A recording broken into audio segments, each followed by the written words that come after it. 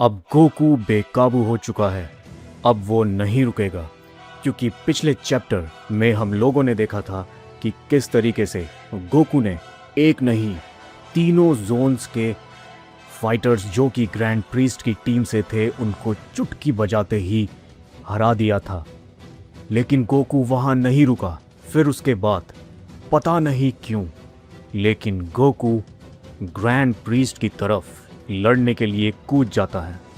और अगर आप लोगों ने इस फैन मांगा के किसी भी चैप्टर को मिस करा है तो आप इस पूरी प्लेलिस्ट को स्टार्टिंग से देख सकते हो, जोन से भी चीज़ आपको जहां से देखनी हो। तो अब चैप्टर 25 को स्टार्ट करते हैं। गोकू, जो कि ना जाने क्यों ग्रैंड प्रीस्ट की तरफ टूट पड़ा है, वो अब ग्रैंड प्रीस्ट से लड़ना चाहता है। और दोनों ज़ेनो भी बहुत ज़्यादा एक्साइटेड हैं। गोकू बहुत ज़्यादा गुस्से में है। उसकी आंखों से, उसकी बॉडी से एनर्जी रिलीज हो रही है। लेकिन दूसरी तरफ ग्रैंड प्रीस्ट को इस चीज़ से कोई फर्क नहीं पड़ता कि अगले ही पल गोकू ग्रैंड प्रीस्ट की तरफ बहुत तेज़ी से बढ़ता है और ग्रैंड प्रीस्ट अपनी 2 उंगलियों को उठाते हैं। और इससे पहले कि गोकू का कोई भी वार उन्हें टच करता, वो सिर्फ अपनी 2 उंगलियों से गोकू के उस वार को रोक देते हैं। हवा में होने के बावजूद भी ग्रैंड प्रीस्ट 1 सेंटीमीटर भी हवा में पीछे नहीं हिलते। गोकू इस चीज़ को देखकर शॉक हो जाता है। मेरा सबसे तगड़ा हमला, पर ग्रैंड प्रीस्ट के लिए ये एक बहुत ही छोटी सी बात है। लेकिन अभी तो गोकू ने सिर्फ शुरू ही किया है। वो अगले ही पल इंस्टेंट ट्रांसमिशन करता है और इस बार इससे पहले कि ग्रैंड प्रीस्ट अपनी 2 उंगलियों से फिर से गोकू का पंच रोक पाए, गोकू अपने पंच को ग्रैंड प्रीस्ट के मुंह की तरफ बढ़ता है कि अब वो ग्रैंड प्रीस्ट का मुंह तोड़ ही देगा। लेकिन ग्रैंड प्रीस्ट उसके इस मुक्के से बड़े ही आराम से बच जाते हैं। लेकिन फिर गोकू बहुत स्पीड से हवा में उछलता है और एक किक मारता है, लेकिन ग्रैंड प्रीस्ट बड़ी ही आसानी से उस किक को भी डॉज कर लेते हैं। लेकिन गोकू फिर से अपनी फाइटिंग पोजीशन में वापस आता है। एक तरफ गोकू जो हार मानने को तैयार नहीं है और दूसरी तरफ ग्रैंड प्रीस्ट। लेकिन फिर अचानक से कुछ ऐसा होता है जिसकी हमें उम्मीद भी नहीं थी। गोकू के हाथ कांपने लगते हैं और ग्रैंड प्रीस्ट भी इस चीज़ को भांप लेते हैं, क्योंकि इतनी ज़्यादा शक्ति का इस्तेमाल गोकू ने अभी अभी जो किया ग्रैंड प्रीस्ट के तीनों फाइटर्स को हराने के लिए, वो भी कुछ कम नहीं था। लेकिन ग्रैंड प्रीस्ट के दिमाग में अचानक से एक आवाज़ आती है, अभी इस लड़ाई को ख़त्म मत करना, उसको और गुस्सा दिलाओ, उसको और चोट पहुंचाओ, मैं उसको और ज़्यादा ताकतवर होते हुए देखना चाहता हूँ। और ग्रैंड प्रीस्ट को देखकर लगता है कि वो इस चीज़ को आराम से पूरा कर देंगे। और ये आवाज़ किसी और की नहीं, दोनों ज़ेनोस की थी, जो ग्रैंड प्रीस्ट को हुक्म दे रहे थे कि वो गोकू को और पावरफुल होता हुआ देखना चाहते हैं। कि इस हुक्म के बाद ग्रैंड प्रीस्ट गोकू की तरफ बढ़ते हैं और उसकी छाती पर एक मुक्का जड़ देते हैं। पहले कुछ शॉक वेव्स गोकू की बॉडी में से निकलती हैं और फिर एकदम से गोकू बहुत तेज़ी से वॉइड में उड़ता हुआ पीछे जाता है। और ग्रैंड प्रीस्ट आराम से खड़े हुए इस चीज़ को देखते हैं कि गोकू अब ऐसा क्या करेगा और इस अटैक का जवाब कैसे देगा। लेकिन गोकू अपने आप को संभालता है। वो ग्रैंड प्रीस्ट के सामने एकदम से आ जाता है और उसकी ऑरा बॉडी से लीक हो रही होती है कि ग्रैंड प्रीस्ट फिर से उसके मुंह पर एक मुक्का जड़ देते हैं। गोकू वहीं गोल गोल घूमने लगता है।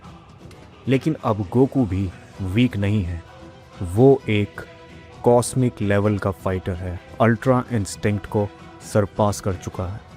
वो फिर अपने आप को संभालता है और पावर अप करने लगता है। और इस लड़ाई के बीच एक और ताकतवर सैयन जो ग्रैंड प्रीस्ट को अभी अगले 2 सेकंड में हरा सकते हैं, बिल्कुल सही, अगले 2 सेकंड में, ड्रैगन इंस्टिंक्ट बारडॉक। वो अपने प्लेटफॉर्म से खड़े हुए सब चीज़ों को देख रहे होते हैं। भले ही गोकू डायमेंशन 1 से है और ड्रैगन इंस्टिंक्ट बारडॉक डायमेंशन 2 से है, लेकिन अपने बेटे को पिटता देख उन्हें बहुत गुस्सा आता है। वो फिर से रेलिंग पर अपना गुस्सा उतारने लगते हैं और ठीक उसी के साथ जैसे पिछले चैप्टर में उन्होंने भापा था कि गोकू से किसी ने तो कनेक्शन क्रिएट किया है, जिसकी वजह से गोकू की जो एनर्जी है वो अब लीक हो रही है। वो कनेक्शन, वो सच था, वो इतना ज़्यादा ताकतवर था कि गोकू और अभी भी जहाँ पर मैं हूँ यहाँ पर इतना ताकतवर कोई नहीं है। वो किसका कनेक्शन था? कौन है जो इस वॉइड में हमारी इस लोकेशन को ट्रेस कर पा रहा है? और उधर सैयन्स के राजा ओमनी किंग वेजिटा, जो कि डायमेंशन 2 का ओमनी किंग है और ज़ेनो की तरह ताकत रखता है किसी भी चीज़ को पल भर में हक्काई करने की। वो बारडॉक को कहता है, अभी नहीं बारडॉक। और बारडॉक का गुस्सा उस रेलिंग पर उतरता रहता है, मानो कि बारडॉक इतने ताकतवर होने के बावजूद भी एक मामूली सी रेलिंग को ही अपना निशाना बना पा रहे हैं। लेकिन फिर ज़ेनो के हुक्म को मानते हुए ग्रैंड प्रीस्ट पहली बार अपना पंच उठाते हैं और एक एनर्जी क्रिएट करते हैं और इस पंच में बहुत ज़्यादा ताकत होने वाली है और वो इस पंच को गोकू की छाती पर जड़ देते हैं। और इस बार गोकू को कोई शॉकवेव फील नहीं होती। गोकू पंच लगते ही अपने होश खो बैठता है और वो दूर उड़ता हुआ आसमान में जाता है। लेकिन फिर वो अपने आप को संभालता है, मानो उसको कोई बार बार एनर्जी दे रहा है, कोई बार बार उसको शक्ति दे रहा है कि वो बार बार ग्रैंड प्रीस्ट के जानलेवा हमलों का शिकार होने के बावजूद भी एनर्जी ले रहा है।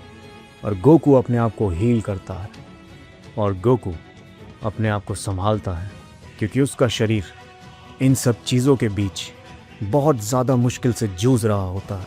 ग्रैंड प्रीस्ट जो कि इन चीज़ों को देख रहे होते हैं और उसी के साथ तमाम फाइटर्स जिरन, ब्लैक फ्रीज़ा जोन 2 में कितना ही घटिया नज़ारा है, क्यों ट्रूपर? ब्लैक फ्रीज़ा जोन 2 में कहता है। और दूसरी तरफ जोन 3 में मुझे लगता है अब गोकू की लिमिट ख़त्म हो चुकी है, पर वो फिर भी हार नहीं मान रहा। ज़ाइकोर कहता है जोन 3 में, लेकिन रॉयल गार्ड गोहान बिल्कुल चुप इस लड़ाई को एनालाइज कर रहा होता है कि तभी गोकू अपने आप को हील भी नहीं कर पाता और ग्रैंड प्रीस्ट एकदम से गोकू के सामने आकर खड़ा हो जाता है और वो अपना हाथ बहुत तेज़ी से घुमाता है गोकू की तरफ और कहता है, तुम्हारा खेल ख़त्म। कि तभी धड़ाम से बारडॉक नहीं रुक पाता और लाइट से भी कहीं लाखों गुना स्पीड से तेज़ बारडॉक वहाँ से गोकू को बचाने के लिए कूद पड़ता है। उस रेलिंग के टुकड़े टुकड़े हो जाते हैं और इससे पहले कि ओमनी किंग वेजिटा भी कुछ कर पाते वो अपना हाथ उठाते हैं, लेकिन अब बहुत देर हो चुकी है। अब ड्रैगन इंस्टिंक्ट बारडॉक नहीं रुकेगा। लेकिन इससे पहले कि ड्रैगन इंस्टिंक्ट बारडॉक कुछ कर पाते, गोकू और ग्रैंड प्रीस्ट के बीच कोई आ जाता है जिसके बाल सिल्वर, जिसकी एक सैयन टेल भी होती है, वो भी सिल्वर, और वो ग्रैंड प्रीस्ट के उस ताकतवर हमले को बिना हाथ उठाए, बिना किसी डिफेंस पोजीशन में आए रोक लेता है, मानो वो हमला उसके लिए कुछ भी नहीं है। और फिर वो अननोन फाइटर ग्रैंड प्रीस्ट का हाथ पकड़ता है और उसको मोड़ देता है। एक फाइटर ग्रैंड प्रीस्ट का हाथ मोड़ देता है। ग्रैंड प्रीस्ट खुद इस चीज़ को नहीं समझ पाते कि अभी अभी क्या हुआ। वो एक कमज़ोर फाइटर की तरह उसके आगे अपना हाथ छुड़ाने के लिए पीछे को झटका मारते हैं ग्रैंड प्रीस्ट। फिर तभी ग्रैंड प्रीस्ट अपने हाथ में एक एनर्जी क्रिएट करते हैं और फटाक से एक कदम पीछे की तरफ लेते हैं और उस फाइटर को घूरने लगते हैं कि तभी वो नया फाइटर जो कि एक सय्यन लगता है और ग्रैंड प्रीस्ट एक दूसरे को घूरने लगते हैं। और वो नया सय्यन फाइटर ग्रैंड प्रीस्ट को कहता है, इसकी मौत तुम्हारे हाथों नहीं लिखी है ग्रैंड प्रीस्ट।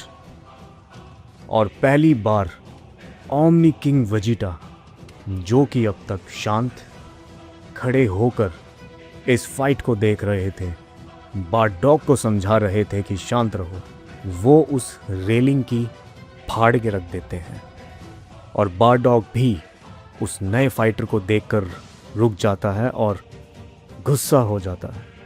लेकिन उधर हमारा मास्टर्ड अल्ट्रा इंस्टिंक्ट गोकू अपनी कॉस्मिक शक्तियों के साथ उस फाइटर को देख रहा होता है और वो फाइटर भी गोकू की तरफ देख रहा होता है। और उस फाइटर को देखकर ऐसा लगता है कि मानो हम लोग इस सय्यन को जानते हों। कि तभी रात से पर्दा उठता है और ग्रैंड प्रीस्ट कुछ ऐसा कहते हैं जिसे सुनकर ये तो साफ साफ हो जाता है कि ग्रैंड प्रीस्ट इस फाइटर को, इस नए सय्यन को जानते हैं। मैंने ये प्लान नहीं किया था कि तुम यहाँ पर आओगे, पर चलो तुम्हारा स्वागत है।